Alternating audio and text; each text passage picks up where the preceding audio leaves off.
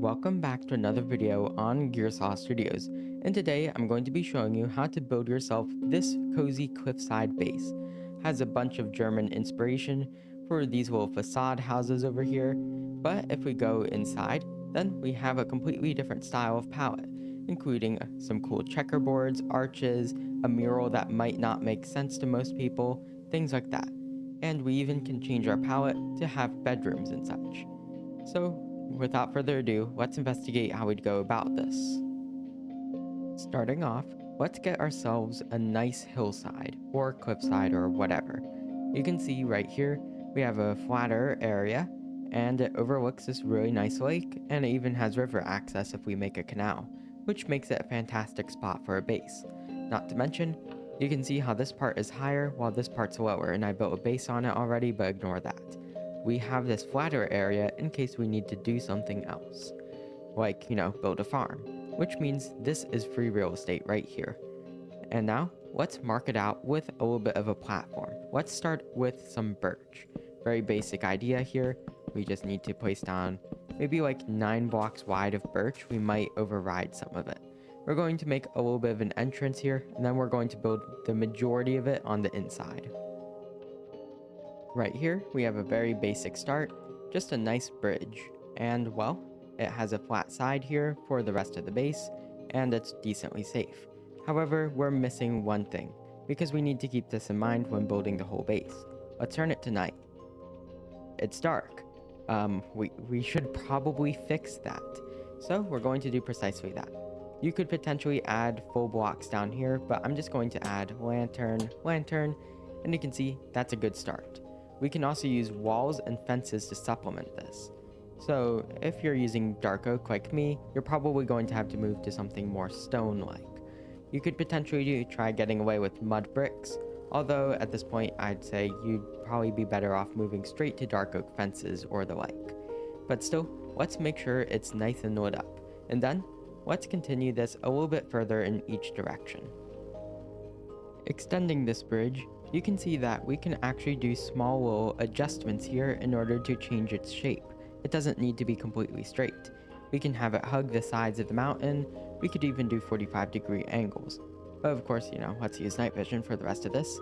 Still, let's think of it like this. This bridge is a real bridge. Imagine it like that. We are not in Minecraft. We are in real life now. And we're just going to go completely like this. Yeah, we don't actually have to do that. We can do these smoother ones where we only move 1 block at a time. And for more extreme things, we can try a completely 45-degree version. Let's try that in order to make it more interesting. And remember, it doesn't always have to be stairs. You can also combine stairs and slabs.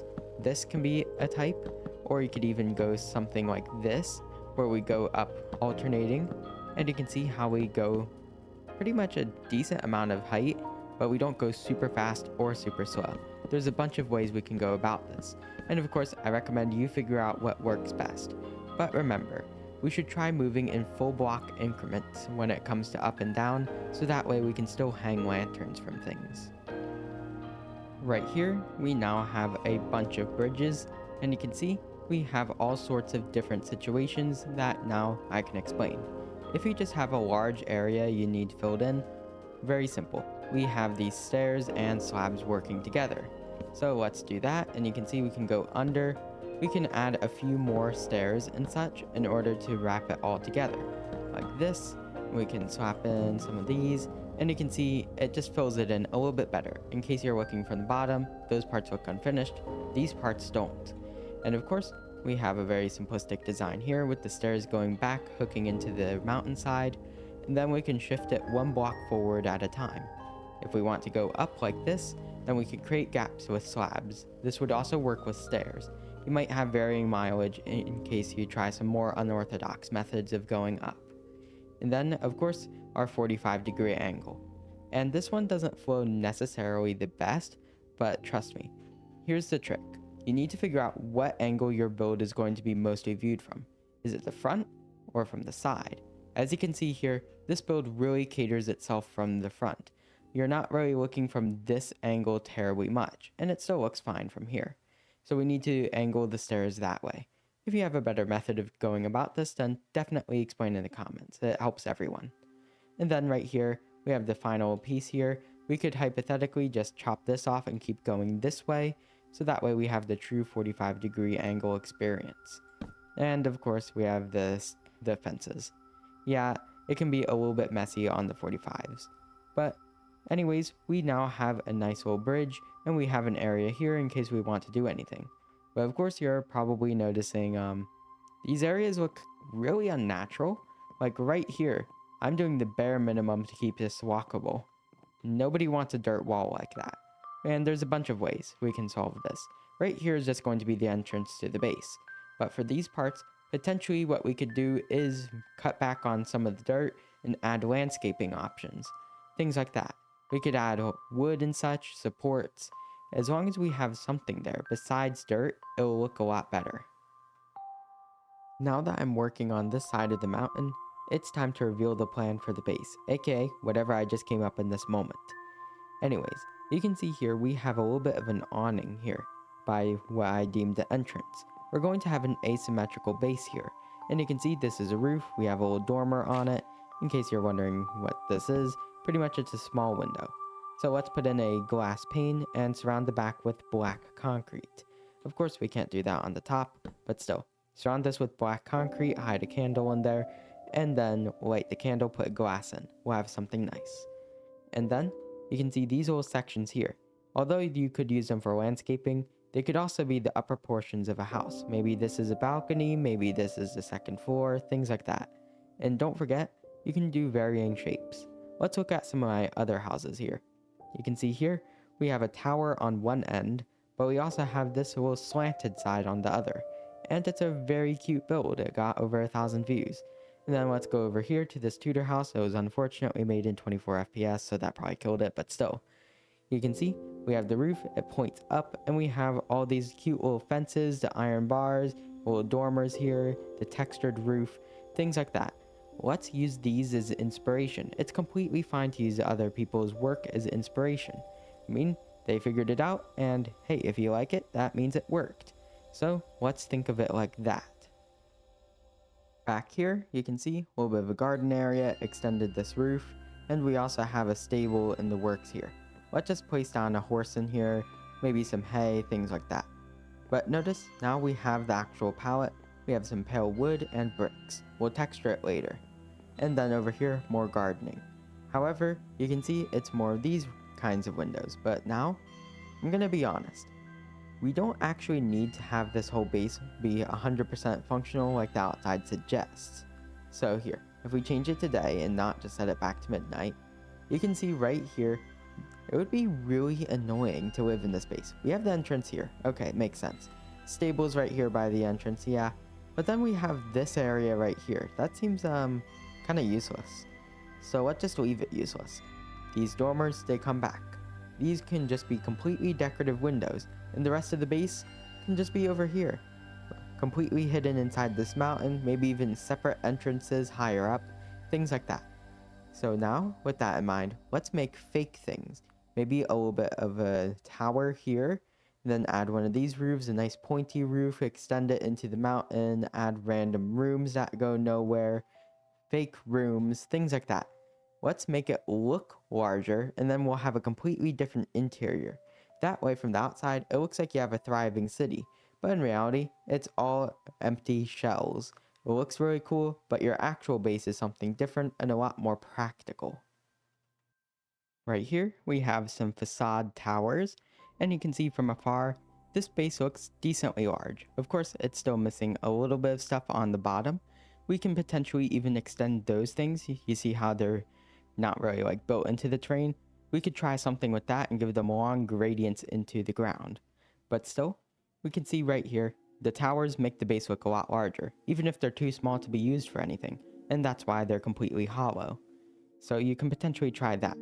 But anyways, quick stable here, and here's the interior. Nothing yet, but you might want to try this design. We have the pale for the walls, a brick bottom layer, and then for the ground, for your more industrial sections like a storage unit or a blacksmith area, I recommend alternating between gray concrete and its concrete powder. That's a very good one. Of course, look through the list of blocks, and even if something might not seem like a good choice, trust me, a lot of things can work surprisingly well if given the chance. Even if this one might not work for this specific palette, we could even try some bone blocks in here. And you can see that's an interesting checkerboard as well. Doing a little bit of interior work, we can see we have this initial area, and of course, we have wither skulls, paintings, a little coat rack, and a table. Just a bunch of random things, of course, do not enter inside there. Yeah, please don't. But anyways, we can see we also have the beginnings of a living room, but of course we need to slow down. Look at the ceiling here. Notice how it's all spruce and we have these little panels going through the dark oak underneath. It looks really nice. This is a good way to do lighting. And of course, lighting is very important because if I turn off the night vision, a little bit too dark and foreboding. We can use chains to lower down some of the lanterns that we could fit up here. So like this. And then of course, in order to make this wall a bit more symmetrical, I added a fake room here. Goes nowhere. And of course, you can always include fake rooms in order to make your base seem larger than it really is. Because it's not always about how large the base is, it's also the illusion. And right here, with all these chains, we now have the beginnings of a living room. We can put in a couch, some chairs, things like that. Smooth quartz makes a good couch, you can hide some banners in the floor, and over here will be our storage room. And then I'll include a staircase up to another place here. We'll have a balcony included for this section in order to make it appear larger. And then finally, we'll have a bedroom up here, which makes a nice complete base. We have our entrance, then the living room, we can go back to a storage room, and then we have a bedroom here. And of course, if you're missing anything, then we can add more rooms as needed. Right here, we now have a nice living room, and we can see even if we turn off the night vision, we still have something nice. Well lit, we have some family photos on top of the fireplace. Notice these walls, and then we have a bookshelf, the towels, and then we have some unlit candles and a cactus flower, along with a bush in here. And then we have this couch. And you can see it has banners hidden inside of it. This is how I do it, remember to light them up. And a nice table with random stuff on it. It's a pretty nice build, and we can see how it integrates into the rest of the place. You can continue to add these false rooms in order to add the illusion that there's something more to the base. And now, it's time for the storage room. And this one's going to be kind of interesting because it's going to be decently large. Notice how my checkerboard is actually double checkerboard. We alternate between two styles of checkerboard on a larger thing. It's pretty ridiculous, but it looks pretty cool, so I'm going to roll with it. And then we have this long wall here. And instead of just putting up some wallpaper looking stuff or just generic planks, let's do something ridiculous. Hear me out. We're gonna do art on here. And you can do whatever piece you like. You could come up with something. Of course, you could try just doing some concretes and wools in order to make earth and such. But you could definitely do something more. Make a fantasy landscape, something like that. Or potentially, you could even do mob heads if your mural is large enough. Think of it like that. Let's add something that defines your base. And although the rest of my tutorial is, instructions, this one, I don't want you to copy. I want you to make art, And then your base will look really like it's your base, not just a tutorial. Now, this room is done. And I know we kind of went 1, 2, 47. Yeah, we jumped a little. But now I can explain everything in one fell swoop. We can see this hallway continues in here, using a very unorthodox carpet that includes a bit of concrete powder in it. Remember, it's not about what block you're using, it's more about what colors you're using. That's a very good way to think on how to build. You could potentially even change its shape like this and make it into more of check marks. So that way you can do a little bit more with it. Of course, this only applies if you have a raised pathway. Then of course for the art, good luck figuring out what this means. And then right here, we have a little workstation, which by the way, could probably use a bit more lighting. So here, let's just do that real quick. Sometimes just using torches is completely acceptable. And you can also see the wall art contains a little bit of lighting, so that's nice. Anyways, right here, we have an auto crafter. And back here, it even has a redstone system to make sure it's working nice and functionally. I don't think this is terribly useful, but still, it's good to know that I tried. And then we can turn it right back off. Then, of course, random utilities, and then the actual area right here. Pay attention to the ceilings. Notice the end rods. But these, we have pillars and they arc across, and we have some spruce in the middle to continue that effect. Chandeliers for extra lighting in combination with lanterns. This is our storage room, and these are not full blocks. These are in fact stairs. That way you can continue opening your chests. And of course, we have the pillars. You can see they're granite walls, not plain granite. That way they look a little bit thinner and have a little bit more substantial stuff to them. The checkerboard here, still very complex. We can hide some lighting into it like this, and you can see it's much brighter. And yeah, that's pretty much it. Hidden lanterns back here, well, bulbs, and that way we have this place all working nice and seamlessly. We can go in, sort our things.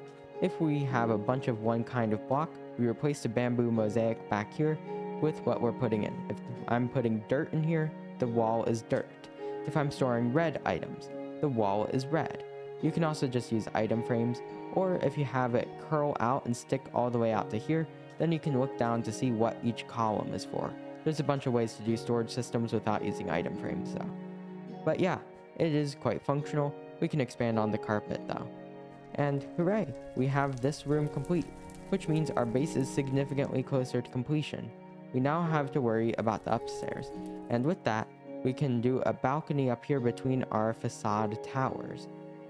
So pretty much, you can see how I did the wallpaper in here with the alternating wood and concretes or terracottas. Let's try making something similar. Choose a color for your room, choose a vibe. Don't think about blocks.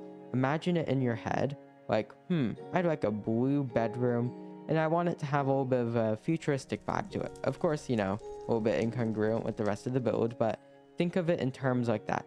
A style, a color, and a unique feature you want to include. Let's say we want a blue bedroom, lots of dark oak, and its unique thing is having multiple levels. With a few minor adjustments to the living room, like some changes to the bookcase, carpet, and also whatever this is, it's now time to go upstairs. Notice how the stairwell is very well lit, and even if I turn off night vision, you can see I didn't actually have the effect. All of my lighting is hidden behind these paintings. Then we have a closet here. Go up the stairs, notice the different coloration for everything, and this is a spruce hallway because it is in fact the ceiling of the first floor. And finally, we can connect to the outside and build more of those fake buildings in order to provide a little bit more pizzazz to the base. Make it look like a small village of sorts.